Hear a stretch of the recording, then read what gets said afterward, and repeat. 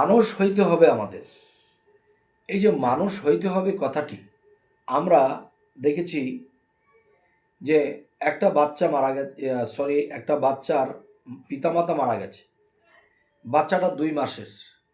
তখন বাচ্চাটাকে কোলে নিয়ে বলা হচ্ছে কে বাচ্চাটাকে মানুষ করবে, কে? এখন কে বাচ্চাটাকে মানুষ করবে, তার মানে কি বাচ্চাটাকে মানুষ নয়? সে কি মানুষ নয়? তার মানে কি তাকে সেবা যত্ন শিক্ষা দীক্ষা লালন পালনের মাধ্যমে তাকে মানুষ করে তুলতে পারবে, আর এটাকে মানুষ বলা হয়েছে। আর আল্লাহ কোরআনে বলেছে তোমরা পুনরায় ঈমান আনো, পুনরায় ঈমান আনো। কেন আল্লাহর প্রতি ঈমান এনেছি না?